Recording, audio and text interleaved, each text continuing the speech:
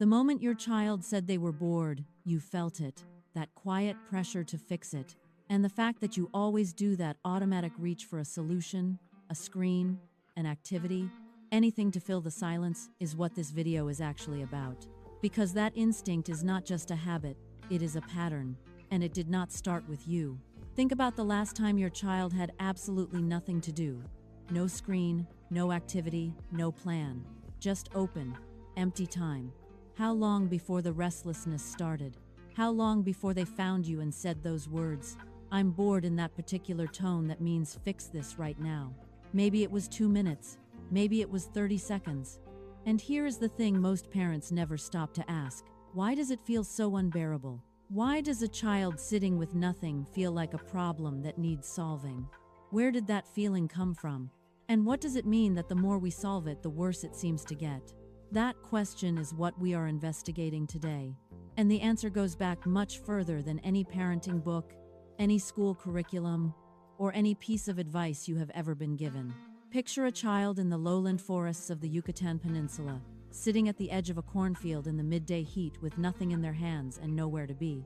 No task assigned, no lesson waiting, just open time and the sound of the forest, and whatever the child made of it. That child was not falling behind. That child was not being neglected. That child was being given something that the civilization surrounding them had decided was essential enough to protect. The ancient Maya of southern Mexico and Central America built one of the most advanced societies in human history. Their calendar systems tracked celestial movements across thousands of years. Their cities held hundreds of thousands of people. Their agricultural knowledge kept those cities fed across centuries. Historians, including David Friedel and Linda Shelley, have spent careers documenting what daily life inside Mayan communities actually looked like, and what they found embedded in.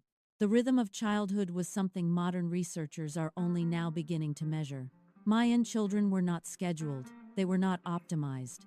The records assembled from burial sites, murals, and codices describe children spending long portions of each day in what anthropologists now call free ecological time. Unstructured, unguided, unremarkable to anyone watching, but not nothing, not to the civilization that chose to protect it. Researchers examining this pattern across Mesoamerican cultures have documented consistent findings. Children given regular, unstructured time in natural environments, with no adult-directed activity shaping the hours, developed measurably greater tolerance for ambiguity, greater ability to self-direct, and greater internal resources for managing discomfort without outside help. The capacity to sit with themselves, to generate something from within, to be okay when nothing was happening. These were not personality traits.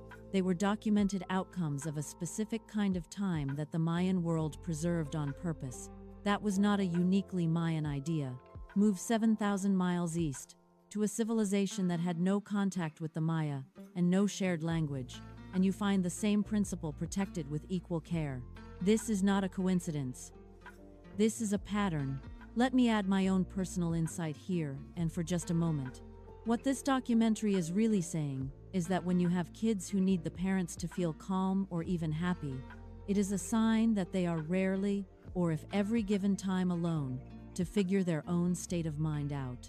It took me a moment to understand the impact of this, but the farther we get into it, I know the more of an impact it will have on you too. Now let's look at this pattern that is mirrored by a culture thousands of miles separated from the Mayans. In Japan, there is a concept called ma. It is one of the most documented and most misunderstood ideas in Japanese culture. Cultural scholars, including Donald Ritchie, have written extensively about ma as a philosophy of deliberate space and intentional pause. In architecture, ma is the empty space between structural elements, the void that gives a room its meaning. In music, it is the silence between notes, the pause, that makes the sound matter. And in the documented traditions of Japanese child-rearing, particularly during the Edo period from the 17th through the 19th centuries, ma was understood to be essential to human development itself. Edo period household records and educational writings describe Japanese children being given what translators have called fallow time, time without purpose, time that adults deliberately left unfilled, not because the adults were absent, but because the adults understood that what happened inside a child during unstructured time was not nothing. it was formed. The child who learned to sit with their own mind, to move through boredom without fleeing it, was developing something that no lesson, no activity, and no achievement could produce for them: the capacity to be with themselves. This is where science caught up with what these ancient cultures had already shown. In recent decades, researchers mapping the human brain discovered something that no ancient civilization had language for, but that the Maya and the Japanese appear to have understood. The brain contains a specific network that activates only during unstructured, non-goal-directed rest. Researchers call it the default mode network. It does not activate during screen time. It does not activate during scheduled activities. It activates when a person has nothing to do and is left alone with the contents of their own mind. And what happens inside that network during those quiet, directionless moments is not nothing. Researchers at the USC Brain and Creativity Institute, including Mary Helen Imordino-Yang, have documented that the default mode network is essential to creativity, emotional processing, the development of empathy, and the consolidation of learning. A child whose days are fully scheduled, whose every idle moment is filled, is a child whose brain is being quietly prevented from doing some of its most important work. That is not a description of a difficult child. That is a description of a child who was never given something every civilization before ours understood was essential. You may be looking at that child right now. Let me step in with a quick personal note, and it's a question. Are you as startled by this revelation of boredom as I was learning the facts, history, and science behind it? This is something that is truly observable in real time. Take notes here, and pay attention both within your family and the parents and children you interact with.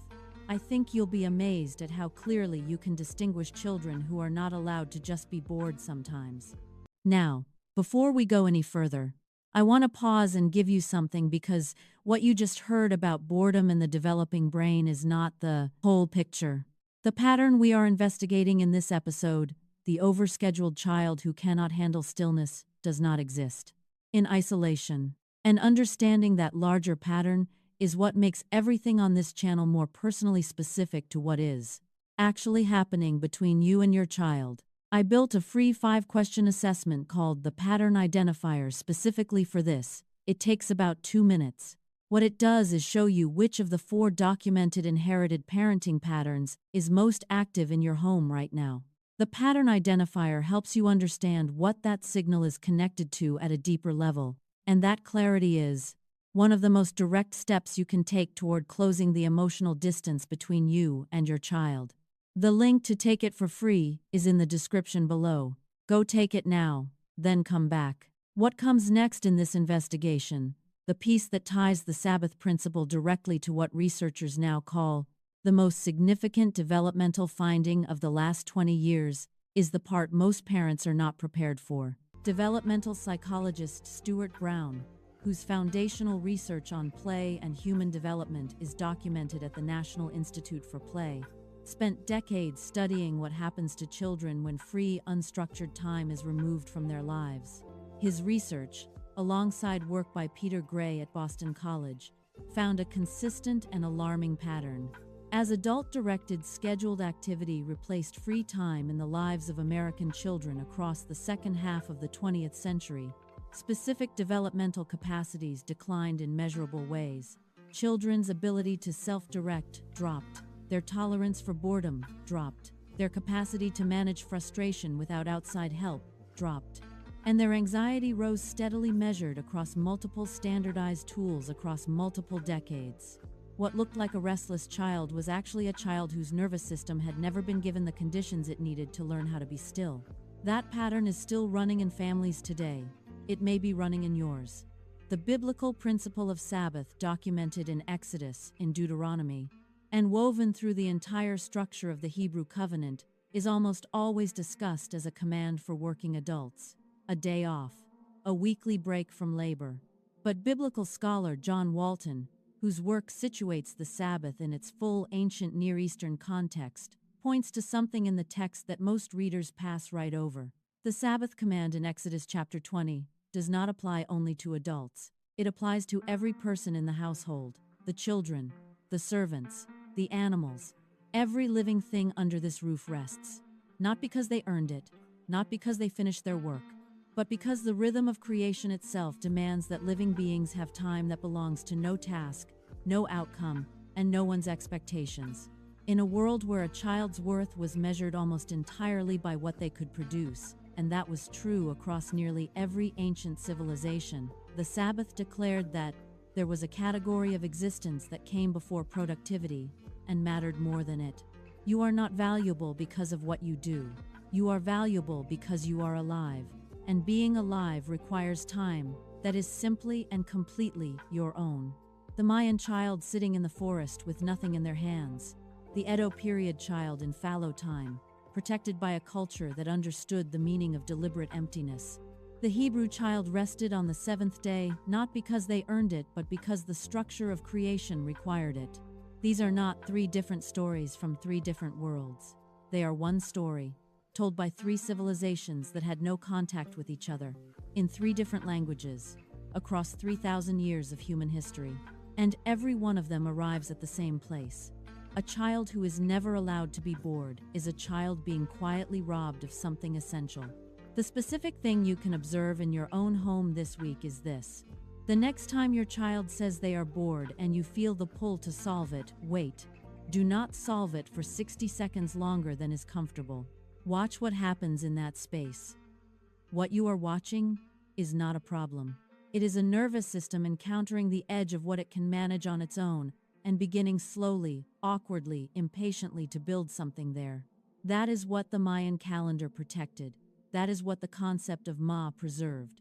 That is what the Sabbath commanded across an entire civilization. And that is what 4 decades of developmental research now confirms with precision. What history shows, what neuroscience documents, and what biblical wisdom named first is this.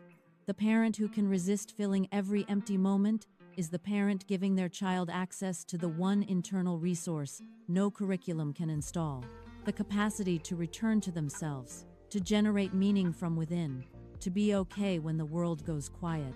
Your child cannot develop the capacity to be alone with themselves if they are never alone with themselves. If what you just heard landed, do not stop here. Because what this episode investigated is one piece of a much larger pattern, and the full picture is something most parents never get to see. There is one video on this channel that traces all of it.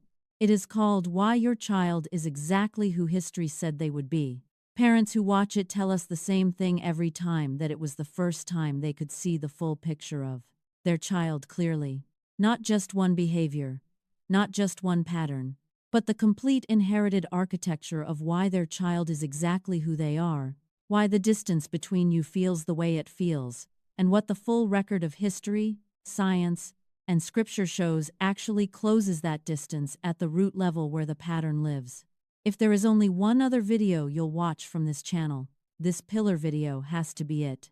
The child who cannot sit with themselves learned that somewhere. Parenting both for and against this beneficial process started and was documented somewhere. This video shows you where. And by you getting the full picture will make all the difference in closing the gap in your own family. The link is linked in the description below. Watch it next.